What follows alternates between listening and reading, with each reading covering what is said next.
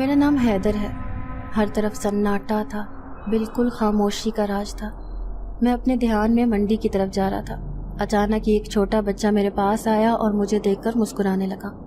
میں نے حیرت سے اس بچے کو دیکھا اور ادھر ادھر دیکھنے لگا، مگر وہاں اس کے ساتھ اور کوئی موجود نہیں تھا۔ میں نے اس بچے سے پوچھا کہ تم یہاں کیا کر رہے ہو، مگر وہ کچھ نہیں بولا اور ایک دم سے بھاگنے لگا۔ سامنے سے آتی تیز رفتار گاڑی کو دیکھ کر میرے تو پیروں تلے سے زمین نکل گئی تھی۔ میں نے جھٹ سے اس بچے کو اپنی طرف کھینچا اور اس کو ایک طرف کر کے گاڑی والے کو گھورنے لگا۔ اس بچے کا نام پتہ کرنے کے لیے میں نے جیسے ہی مڑا تو حیرت کی انتہا نہ رہی، کیونکہ وہاں کوئی بچہ موجود نہیں تھا۔ مجھے بہت خوف محسوس ہونے لگا۔ سڑک پر اور کوئی بھی موجود نہیں تھا۔ میں ڈرتا ہوا اپنے کام پر نکل گیا۔ میں منڈی سے سبزیاں خریدتا گھر لوٹا تھا۔ گرمیوں کی سخت دوپہر کا وقت تھا۔ گرمی میں بوڑھا انسان پسینے میں شرابور ہو چکا تھا۔ میری بیٹی جس کی عمر 35 سال ہو چکی تھی جلدی سے میرے لیے پانی لائی اور بولی، ابا ابھی تک اتنی محنت کرتے ہو، چھوڑ کیوں نہیں دیتے یہ کام؟ میں مسکرا دیتا اور بولتا کہ بیٹا اگر کام چھوڑ دوں گا تو تم لوگوں کو کھلاؤں گا کہاں سے؟ یہ غریب گھرانہ تھا جس میں اور میری 3 بیٹیاں رہتی تھیں۔ میری بیوی کو کینسر تھا، لیکن میرے پاس اتنی رقم موجود نہیں تھی کہ میں اپنی بیوی کا علاج کسی اچھی جگہ سے کروا سکتا۔ وہ بیماری کی تاب نہ لاتے ہوئے اس دنیا سے چل بسی۔ گھر کے اخراجات بہت زیادہ تھے اور میری آمدن بہت کم، لیکن میری بیٹیوں نے کبھی بھی ناشکری نہیں کی تھی۔ وہ ہمیشہ اللہ کا شکر ادا کرتی اور میرا حوصلہ بڑھاتی کہ ابا نہ جانے اور کتنے ہی ایسے لوگ ہیں جو ہم سے بھی زیادہ گئے گزرے ہیں، اگر ہم ان کے بارے میں دیکھیں تو الحمدللہ ہم بہت سے اچھا کھا پی لیتے ہیں، مگر یہاں میری فکر میری جوان بیٹیوں کے لیے تھی اور میری غریبی کی وجہ سے ان کی شادی کہیں نہیں ہو پا رہی تھی۔ میں ہر وقت ان کے لیے پریشان رہتا تھا۔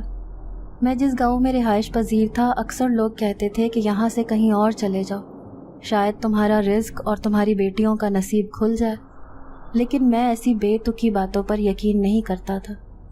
میں جانتا تھا کہ جس رب نے رزق کہیں اور دینا ہے وہ رب مجھے رزق یہاں پر بھی دے سکتا ہے۔ ہمارے گاؤں سے کئی لوگ دوسرے شہروں میں منتقل ہو گئے تھے۔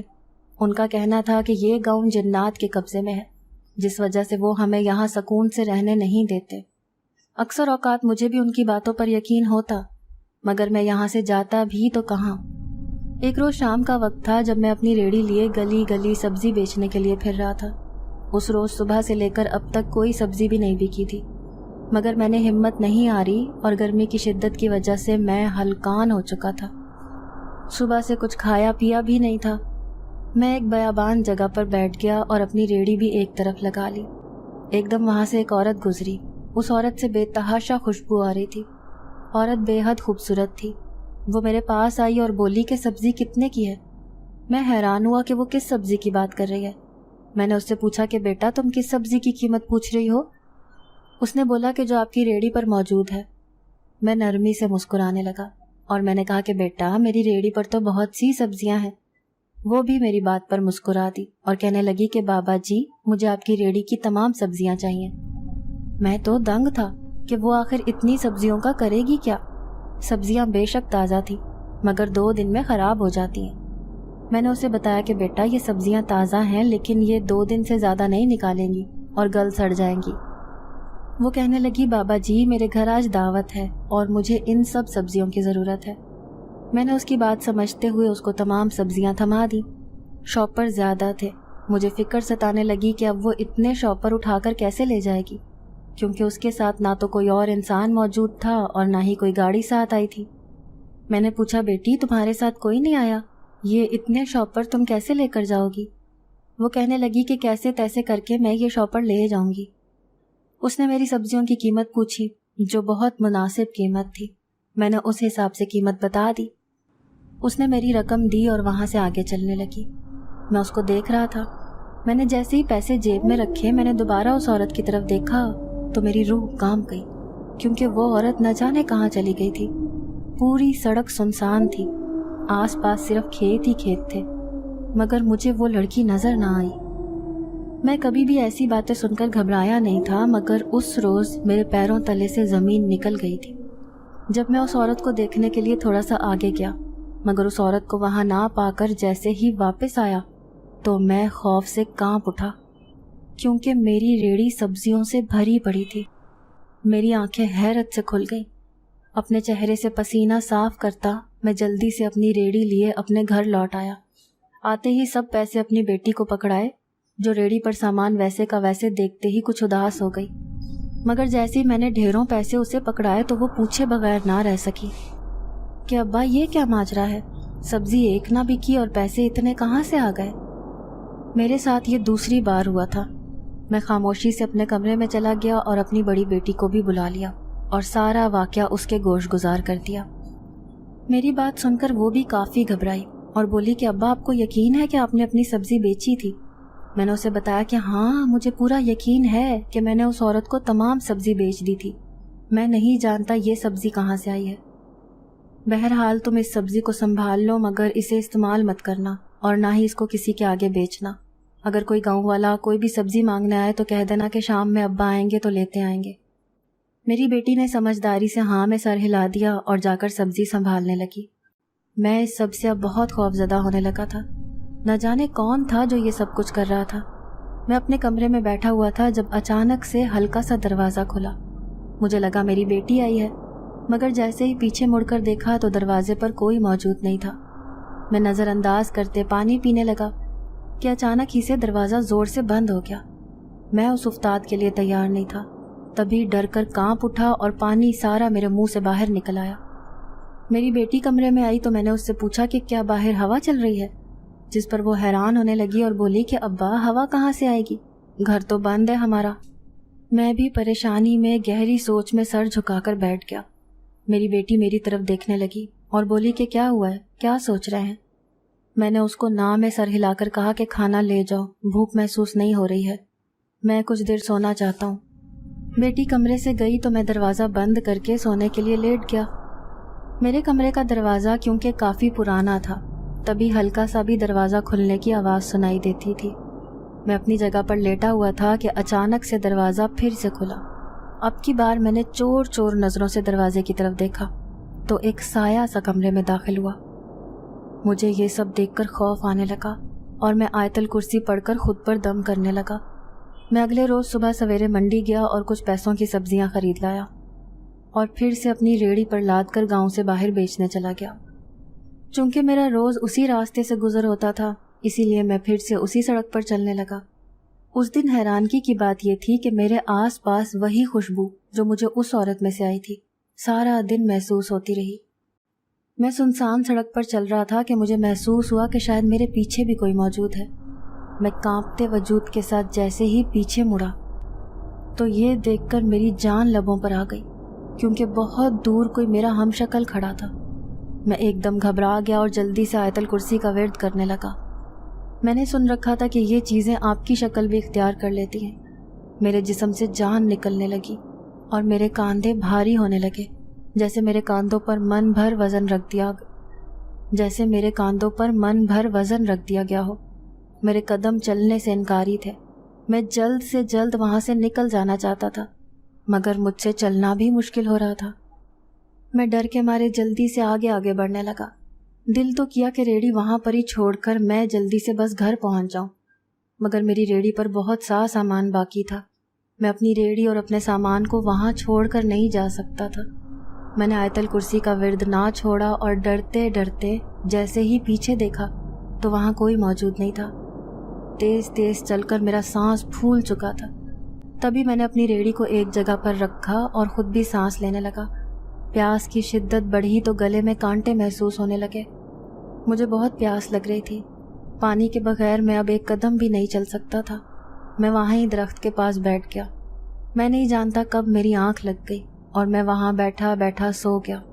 جس وقت آنکھ کھلی اس وقت ہر طرف اندھیرا چھایا ہوا تھا، لیکن آسمان پر چمکتے ستاروں اور چاند کی روشنی اس قدر تیز تھی کہ ہر طرف روشنی ہی روشنی پھیلی ہوئی تھی۔ میں آنکھیں ملتا سیدھا ہو کر بیٹھا۔ مجھے حیرت ہو رہی تھی کہ میں اتنی دیر کیسے سویا رہ گیا۔ میں جلدی سے اپنی جگہ سے اٹھا اور اپنی ریڑھی کو پکڑا۔ میں اپنی ریڑھی چلاتا ہوا گھر تک لے گیا۔ بیٹیاں بھی پوچھنے لگیں کہ ابا آج اتنی دیر کہاں لگا دی، جبکہ سبزی بھی ابھی کافی بچی ہوئی ہے۔ تو میں مسکرانے لگا اور بولا کہ آج میں تھک کر ایک درخت کے نیچے لیٹ گیا تھا۔ اس سے پہلے میرے ساتھ کیا ہوا مجھے کچھ یاد نہیں تھا۔ میں نے کافی بار اپنے دماغ پر زور لگانے کی کوشش کی مگر مجھے کچھ بھی یاد نہ آیا۔ مجھے منجلی بیٹی نے پانی دیا اور بڑی بیٹی کھانا لگا رہی تھی کہ ایک دم چھوٹی بیٹی کی چیخوں کی آوازیں باہر سے آنے لگی۔ میں نے حیرت سے اپنی بیٹیوں کی طرف دیکھا اور سب بھاگتے ہوئے باہر پہنچے۔ بیٹی منہ پر ہاتھ رکھے ریڑھی کے پاس کھڑی تھی۔ میں نے بیٹی سے پوچھا کہ کیا ہوا، چیخ کیوں رہی ہو، کوئی چیز دیکھ لی ہے کیا؟ میں نے جیسے ہی اپنی بیٹی کو پیچھے کر کے خود آگے ہو کر دیکھا تو میری حیرت کی انتہا نہ رہی جب میری سبزیوں کے درمیان میں ایک پوٹلی پڑی ہوئی تھی جس میں ڈھیر سارے سکے تھے۔ میں حیرت سے پوٹلی کو دیکھنے لگا کیونکہ مجھے جہاں تک یاد تھا میرے پاس اتنے سکے تو کسی نے نہیں دیے تھے۔ میں نے وہ پوٹلی اٹھائی اور اپنی اس بیٹی سے پوچھنے لگا کہ تم چلا کیوں رہی تھی، جس پر اس نے کہا کہ میں ڈر گئی تھی، مجھے لگا نہ جانے یہ کیا چیز ہے۔ میری منجلی بیٹی ہنسنے لگی اور کہنے لگی کہ تم تو ہو ہی ڈرپوک، بھلا یہاں پر بھی کوئی چیز آ سکتی ہے۔ میری چھوٹی بیٹی بھی ہنستے ہوئے کمرے میں چلی گئی۔ میری بڑی بیٹی میرے پاس آئی اور بولی، ابا یہ پیسے اب کہاں سے آئے ہیں؟ میں بھی کافی پریشان تھا۔ مجھے محسوس ہونے لگا تھا کہ شاید کوئی ہم سے چال چل رہا ہے، کوئی ہمیں پھنسانے کی کوشش کر رہا ہے۔ میری بیٹی نے بھی اب تو مجھے کہنا شروع کر دیا تھا کہ ابا یہ جگہ چھوڑ کر کسی اور گاؤں میں چلتے ہیں۔ اب مجھے بھی یہ سبھی بہتر لگا تھا۔ میں نے بھی کوئی اچھا گاہک تلاش کرنا شروع کر دیا تھا جس کے پاس میں اپنا گھر اچھے داموں میں بیچ سکوں۔ میں نے اپنے کچھ عزیز و اقارب سے اپنے گھر کے متعلق بات کی اور ساتھ ہی ساتھ یہ بھی کہا کہ کوئی اچھی رقم والا انسان ہو جو مجھے میرے گھر کی اچھی رقم دے دے۔ سب نے مجھ سے پوچھا کہ آخر کیا وجہ ہے، کیوں یہاں سے جا رہے ہو، مگر میں نے کسی کو کچھ نہیں بتایا اور بولا کہ اب مجھے اپنی بیٹیوں کے لیے رشتے بھی ڈھونڈنے ہیں، تبھی میں اپنے سسرال والے گاؤں جا رہا ہوں جہاں میری بیوی کا میکہ ہے۔ میں اپنے دوستوں سے بات کرتا جیسے ہی گھر واپس لوٹا تو گھر میں بالکل خاموشی تھی۔ میں بھی خاموشی سے کمرے میں جا کے لیٹ گیا۔ ابھی مجھے لیٹے تھوڑی ہی دیر گزری تھی کہ ایک دم لائٹ بند ہو گئی اور ہر طرف اندھیرا پھیل گیا۔ اندھیرے میں میرا دم گھٹنے لگا تو میں نے اپنی بیٹیوں کو آوازیں دینا شروع کر دی مگر میری آواز میرے حلق میں ہی دب کر رہ گئی۔ میں نے بہت کوشش کی مگر جیسے میرے سینے پر کوئی بھار تھا۔ میں آس پاس چیزوں پر ہاتھ مارتا رہا، کچھ چیزیں زمین بوس ہوئیں اور ان کی آواز پورے کمرے میں پھیل گئی۔ میرے دماغ نے ایک دم کام کرنا شروع کیا تو میں نے جلدی سے استغفار کا ورد شروع کر دیا۔ ایک دم ہی میرے سینے سے وزن کم ہوا تو میں کھانستا ہوا اٹھ بیٹھا اور جلدی سے کمرے کا دروازہ کھولنے لگا مگر میرے بہت بار دھکا لگانے کے باوجود دروازہ نہ کھلا۔ میں نے اندر سے ہی دروازہ بجا بجا کر ہلانے لگا۔ تھوڑی دیر گزری تھی کہ دروازہ اپنے آپ ہی کھل گیا۔ میں جلدی سے اپنی بیٹیوں کے کمرے میں گیا تو وہ سب سو رہی تھیں۔ میں لمبا سانس لیتا پسینہ صاف کرتے ہوئے کمرے میں واپس آ گیا۔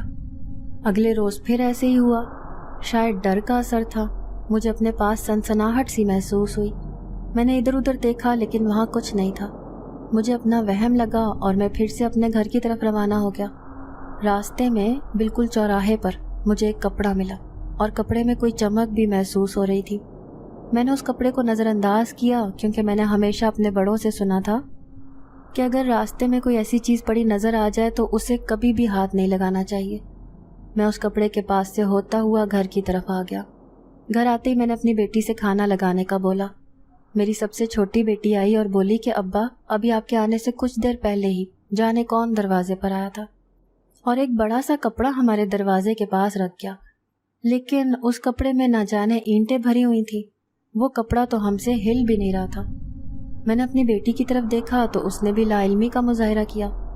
میں نے بولا کہ میں کھانا کھا کر وہ کپڑا دیکھ لیتا ہوں اور جلد ہی ہم اس جگہ کو چھوڑ کر دوسرے گاؤں جا رہے ہیں۔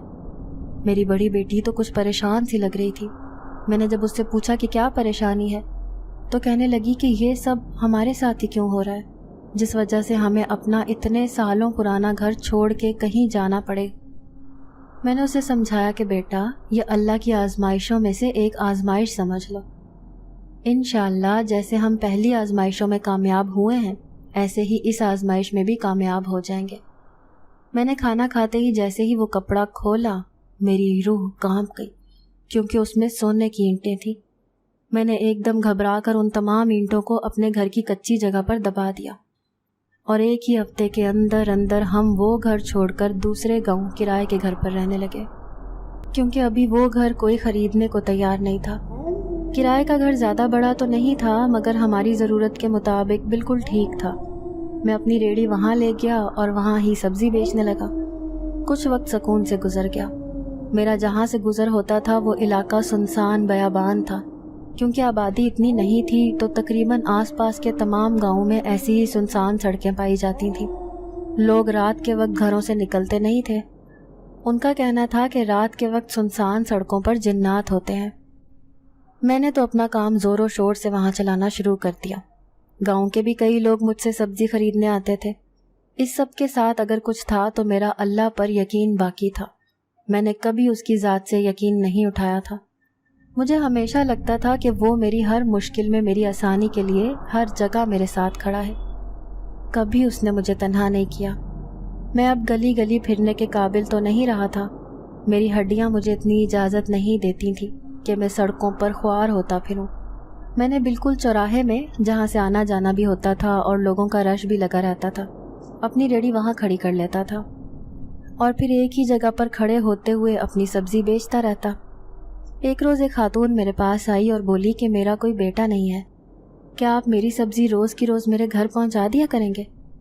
میں خود تھک جاتا تھا، مگر یہ روز کی کمائی تو تھی، مجھے اب اپنی بیٹیوں کا بھی سوچنا تھا۔ میں نے اسے بولا کہ ٹھیک ہے، میں تمہارے گھر روز کی سبزی بھیج دیا کروں گا۔ وہ راضی ہو گئی اور مجھے اپنے گھر کا پتہ دے کر وہاں سے چلی گئی۔ ایک آدمی جو نہ جانے کب سے کھڑا میری طرف دیکھے جا رہا تھا، اچانک میرے پاس آیا اور بولا کہ کس سے باتیں کر رہے تھے؟ کیا تمہیں اکیلے میں باتیں کرنے کی عادت ہے؟ میں تو حیرت سے اس آدمی کی طرف دیکھنے لگا اور بولا کہ کیا مطلب اس بات کا؟ یہاں ابھی ایک عورت کھڑی تھی۔ تو وہ ہنسنے لگا اور بولا کہ یہاں کوئی نہیں تھا، کیا تمہیں ہوائی مخلوق بھی نظر آتی ہے کیا؟ اگلے روز جب میں کام سے فارغ ہو کر سبزی اس عورت کے گھر پکڑانے گیا تو گھر کا دروازہ اس عورت نے ہی کھولا۔ میں اس وقت پسینے میں شرابور تھا۔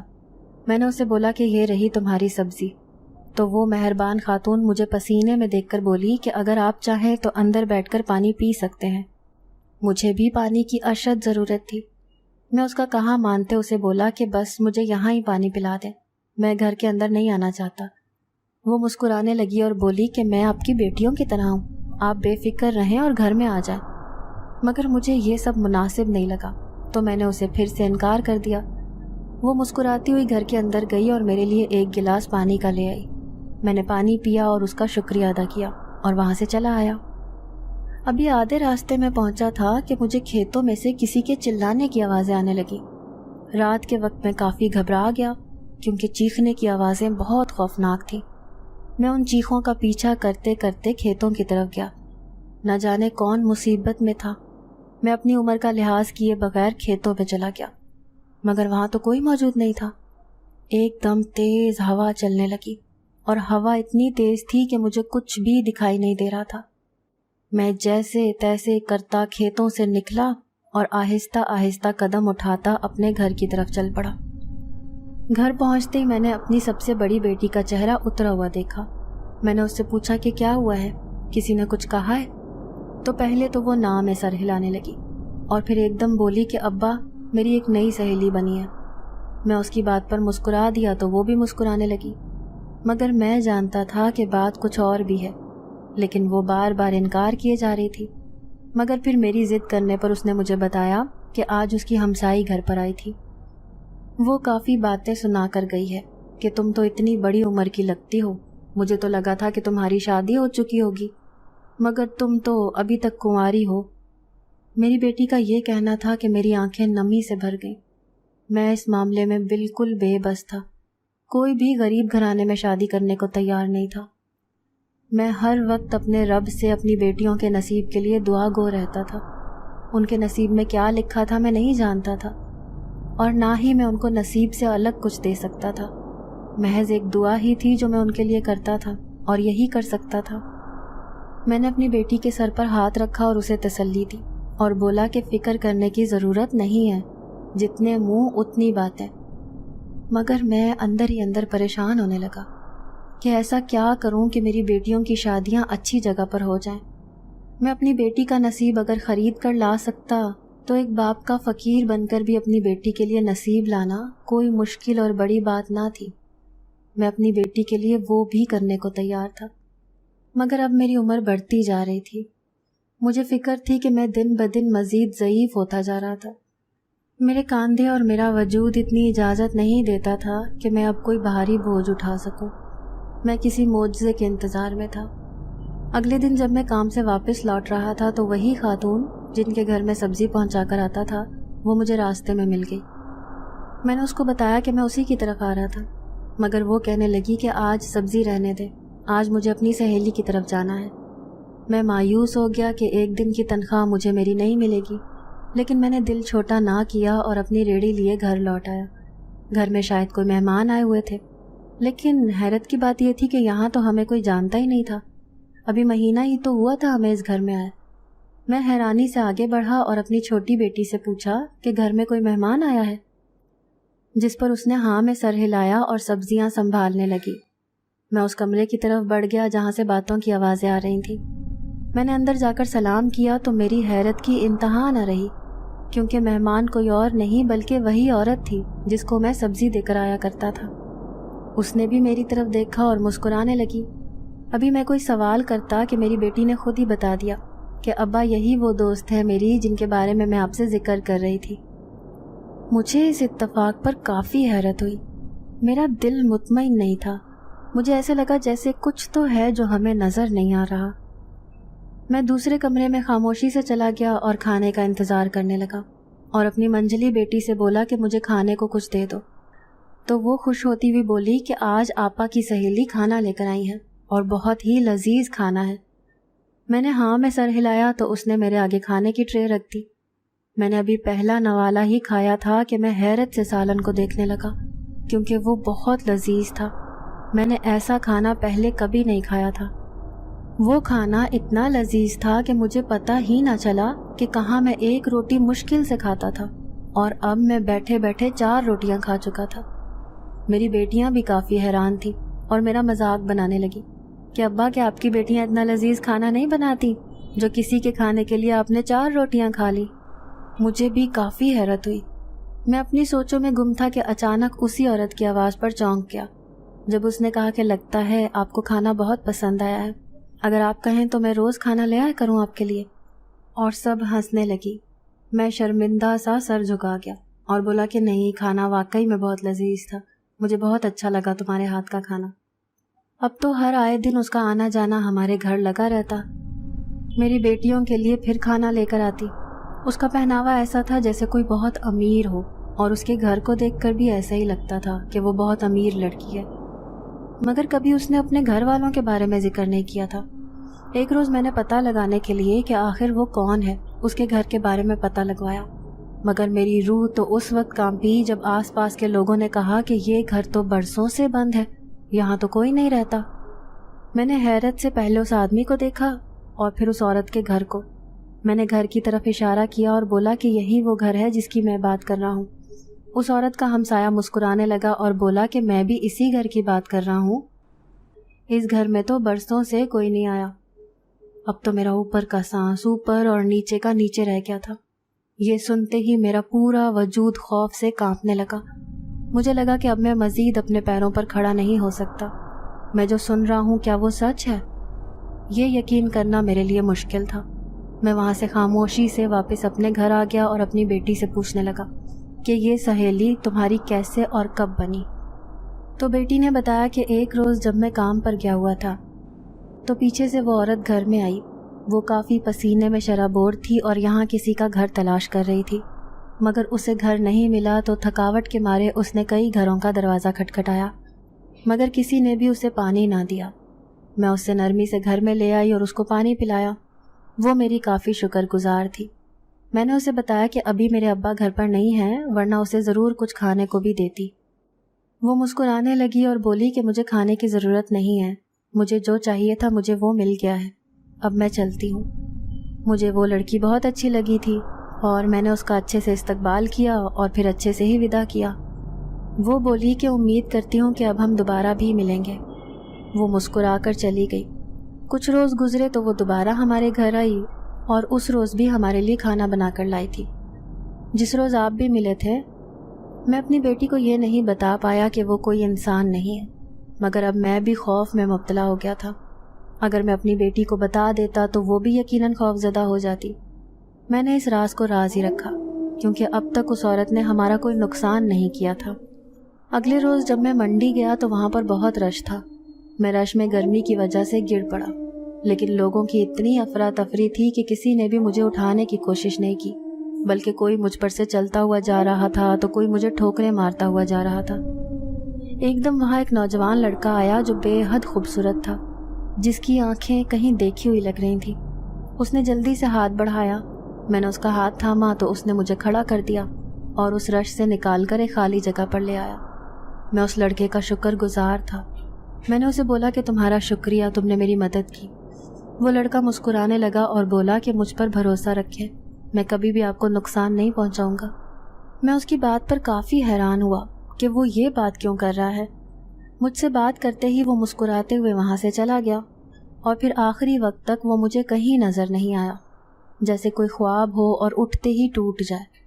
میں نے اپنا ضروری سامان لیا اور اپنے زخموں کو کھلا چھوڑے اپنے کام پر نکل گیا۔ مجھے یہ تکلیفیں کچھ نہیں کہتی تھیں، کیونکہ اس سے کئی بڑی تکلیفیں میں جھیل چکا تھا۔ میں نے سوچ لیا تھا کہ میں اب کبھی بھی اس لڑکی کے گھر سبزی دینے نہیں جاؤں گا، اور میں نے ایسا ہی کیا۔ میں اس لڑکی کے گھر سبزی دینے نہ گیا اور سیدھا اپنے گھر چلا آیا، مگر گھر میں آتے ہی مجھے پتہ چلا کہ وہ لڑکی آج پھر سے گھر میں موجود ہے۔ میں ایک دم گھبرا گیا، کیونکہ میں تو اس کی سچائی جان چکا تھا۔ میرے زخم دیکھتے ہی میری بیٹیاں پریشان ہونے لگی۔ میں نے انہیں سمجھایا کہ اتنی بڑی مشکل نہیں ہے، ٹل جائے گی، میں بھی ٹھیک ہو جاؤں گا، مگر میری بیٹیاں مجھے دیکھتے ہی رونے لگیں۔ حیرانگی کی بات تو یہ تھی کہ میری بیٹی کی سہیلی بھی مجھے دیکھ کر رونے لگی اور کہنے لگی کہ آج اگر میرے ابا ہوتے تو یقیناً آپ جیسے ہی ہوتے۔ مجھے بھی آپ کی تکلیف اتنی ہی محسوس ہو رہی ہے جتنی اپنے ابا کی تکلیف محسوس ہوتی تھی۔ مجھے وہ لڑکی بہت نرم مزاج کی لگی تھی۔ میں نے اس سے بولا کہ پریشان ہونے کی ضرورت نہیں ہے، تم بھی میری بیٹیوں کی طرح ہی ہو، مجھے کچھ نہیں ہوا، میں بالکل ٹھیک ہوں۔ مگر وہ کسی طور نہ مانی اور بولی کہ کل میں آؤں گی تو آپ کے لیے اپنا بنایا ہوا لیپ لے کر آؤں گی، اور دیکھ لینا کہ وہ لیپ جلد ہی آپ کے تمام زخم بھر دے گا۔ وہ مجھے آرام کا کہتی اپنے گھر چلی گئی۔ میرے دماغ میں بہت سے سوال چل رہے تھے۔ رات کے وقت جب میں سو رہا تھا تو مجھے ایسے محسوس ہوا کہ جیسے میرے آس پاس کوئی ہے۔ میں نے جیسے ہی آنکھیں کھولی تو وہاں کوئی موجود نہیں تھا، مگر جو صبح سے میرا جسم دکھ رہا تھا اب بالکل آرام تھا۔ مجھے محسوس بھی نہیں ہو رہا تھا کہ میرے جسم میں کوئی تکلیف بھی تھی۔ میں نے جیسے ہی اپنے زخموں کو دیکھا تو وہاں لیپ لگا ہوا تھا۔ میں ایک دم گھبرا گیا کہ یہ یہاں کیسے آیا، جبکہ وہ لڑکی تو کب کی گھر جا چکی تھی۔ مجھے کچھ وقت کے لیے خوف تو محسوس ہوا، مگر اس کی اتنی رحم دلی دیکھ کر مجھے کچھ سکون ہوا۔ مجھے محسوس ہو چکا تھا کہ وہ کوئی نیک جن ذاتی ہے، اگر بری ہوتی تو کب کا مجھے نقصان پہنچا چکی ہوتی، لیکن اس نے ہمیشہ میری مدد کی تھی۔ اگلی صبح میری آنکھ کھلی تو میری بیٹیاں میرے پاس بیٹھی ہوئی تھیں۔ میں ان کو ایسے اپنے پاس بیٹھے دیکھ کر ایک دم پریشان ہوا اور ان سے پوچھا کہ سب خیریت تو ہے؟ میری منجلی بیٹی بولی کہ باہر آپ کے لیے کچھ تحفے تحائف آئے ہیں۔ میں حیران ہو کر اپنی بیٹیوں کو دیکھنے لگا اور ان سے پوچھا کہ کون لے کر آیا ہے، میرا تو یہاں کوئی بھی عزیز نہیں رہتا۔ تبھی میری بڑی بیٹی نے بتایا کہ میری سہیلی آپ کے لیے کچھ لے کر آئی ہے۔ میں نے چونک کر اپنی بیٹی کی طرف دیکھا اور بولا کہ بیٹا اس کا شکریہ ادا کرنا، مگر اس طرح کسی سے چیز لینا اچھی بات نہیں ہے، اور وہ تو ہر دوسرے دن ہمارے لیے کچھ نہ کچھ لے کر آتی ہی رہتی ہے۔ میں اپنی بیٹیوں کو سمجھا رہا تھا کہ میری نظر اچانک دروازے پر پڑی، جہاں میری بڑی بیٹی کی سہیلی کھڑی تھی۔ اس نے میری ساری باتیں سن لی تھیں اور آنکھوں میں آنسو بھرے مجھ سے کہنے لگی، کیا میں آپ کی بیٹیوں کی طرح نہیں ہوں؟ اگر میں آپ کے لیے کچھ کر دوں تو اس میں کیا برائی ہے؟ اس سے پہلے کہ میں کچھ کہتا وہ روتے ہوئے وہاں سے چلی گئی۔ مجھے اپنی باتوں پر بہت دکھ ہوا۔ میں نے اپنی بیٹی سے بولا کہ اپنی سہیلی سے کہو کہ میں اس کی باپ کی جگہ پر ہی ہوں۔ میری بڑی بیٹی بھاگتے ہوئے باہر گئی اور کچھ وقت کے بعد اپنی سہیلی کو لیے کمرے میں چلی آئی۔ ابھی بھی وہ کچھ خفائی لگ رہی تھی۔ میں نے اپنی بیٹیوں سے بولا کہ جاؤ اپنی بہن کے لیے کچھ کھانا بناؤ۔ میری تینوں بیٹیاں خوش ہوتے ہوئے باہر چلی گئیں۔ میں خاموشی سے اس لڑکی کو دیکھ رہا تھا، لیکن بولا کچھ نہیں۔ سب نے خوش اسلوبی سے کھانا کھایا اور پھر وہ لڑکی اپنے گھر چلی گئی۔ کئی دن گزر گئے، نہ میں اپنی بیٹی کی سہیلی کی طرف گیا اور نہ ہی اس کی ملاقات میرے ساتھ ہوئی۔ شام کے وقت میں اپنی ریڑھی کے پاس کھڑا تھا جب میرے پاس ہوا کا جھونکا ہوا میں گزرا۔ میں نے چونک کر ادھر ادھر دیکھا مگر وہاں کوئی نہیں تھا۔ میری سبزی 2 دن سے پڑی اب خراب ہو رہی تھی۔ میں کافی پریشان تھا، کچھ 2 دن سے کچھ کمایا بھی نہیں تھا۔ ایک دم گاہکوں کی بھیڑ میری ریڑھی کے پاس جمع ہو گئی اور سب مجھ سے سبزی خریدنے لگے، مگر میری حیرت کی انتہا نہ رہی کیونکہ سبزی اب بیچنے کے قابل نہیں رہی تھی۔ میں نے جب گاہکوں سے پوچھا کہ کیا تمہیں یہ باسی سبزی چاہیے تو وہ حیرانی سے ایک دوسرے کی طرف دیکھنے لگے اور بولے کہ کہاں سے تمہیں یہ سبزی باسی لگ رہی ہے۔ میں نے پھر سے اپنی باسی سبزی کو ہاتھ میں اٹھا کر پوچھا کہ کیا واقعی تمہیں یہ سبزی تازہ لگ رہی ہے؟ اب تو لوگ ہلکا ہلکا ہنسنے لگے اور بولے کہ لگتا ہے آپ کو اپنی سبزی بیچنی نہیں ہے۔ میں ایک دم بے چین ہو گیا اور بولا کہ نہیں ایسا نہیں ہے، میں اپنی سبزی بیچنا چاہتا ہوں۔ میں نے اپنی تمام سبزی گاہکوں کو بیچ دی اور پیسے کما کر گھر واپس آ گیا۔ گھر آتے ہی میں نے حیرت سے اپنی بیٹیوں کو کہا کہ نہ جانے آج ایسا کیا ہو گیا تھا، تمام لوگ میری باسی سبزی خریدنے پر تیار تھے، اور نہ صرف باسی سبزی خرید رہے تھے بلکہ اس کو تازہ بھی کہہ رہے تھے۔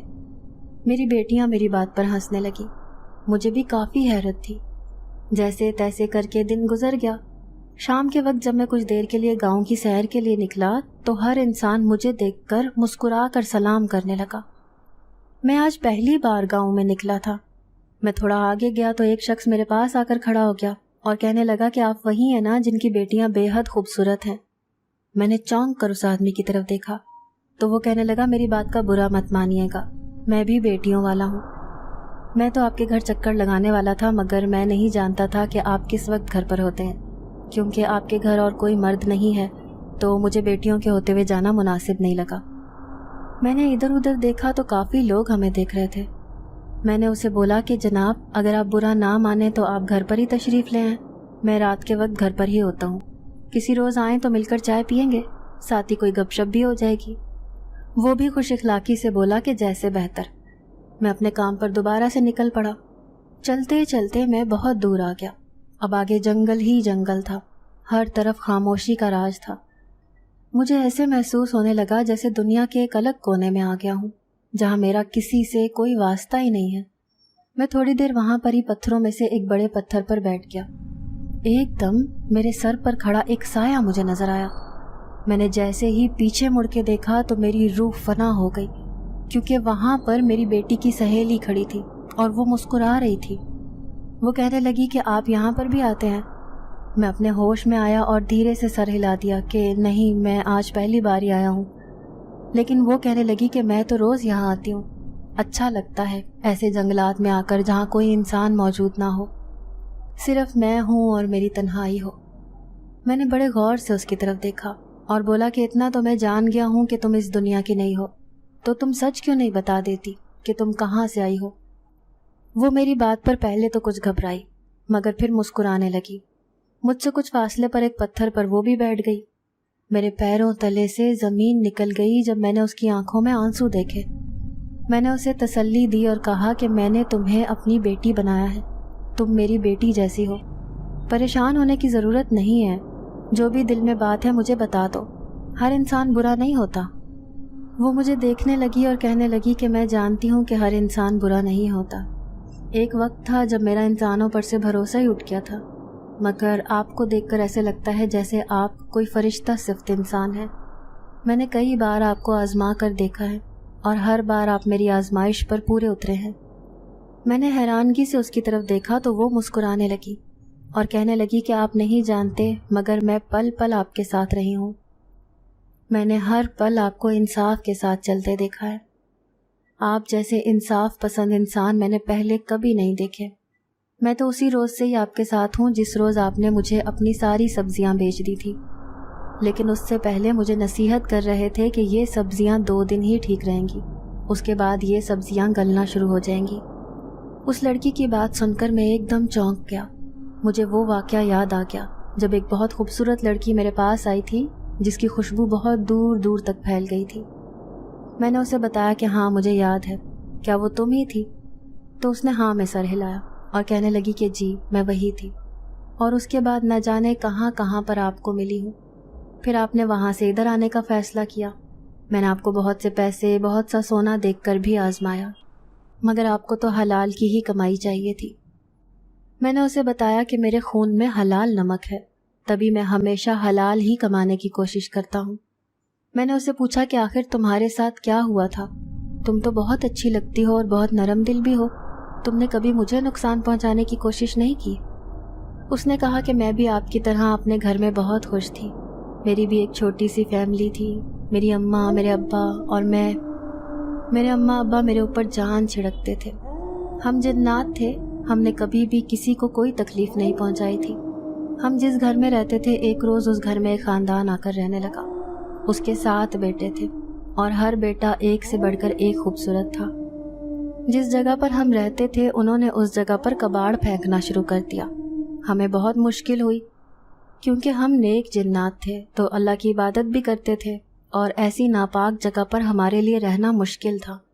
ہم نے کئی بار ان کو محسوس کروایا کہ یہاں پر بھی کوئی مخلوق ہے، مگر وہ لوگ نہ جانے کیا کرنے کو تیار تھے۔ جب ان کو اس بات کا احساس ہونے لگا کہ ان کے علاوہ بھی یہاں پر کوئی دوسری مخلوق رہتی ہے تو انہوں نے ہمیں بہت ستایا اور ہمارا جینا حرام کر دیا۔ جب ہماری موجودگی کا احساس زیادہ واضح ہونے لگا تو انہوں نے کسی پیر بابا کو بلا کر میرے اماں ابا کو مروا دیا، اور اس روز سے میں تنہائی میں ادھر ادھر بھٹکنے لگی۔ میری تربیت میں یہ ہرگز شامل نہیں تھا کہ میں لوگوں سے بدلہ لیتی پھروں۔ میں نے اپنے ماں باپ کے مرنے کے بعد وہ گھر چھوڑ دیا اور جگہ جگہ بھٹکنے لگی۔ پھر ایک روز میری ملاقات ایک ایسے انسان سے ہوئی جو دکھنے میں تو بہت رحم دل تھا، اس کا اپنا ایک کارخانہ تھا۔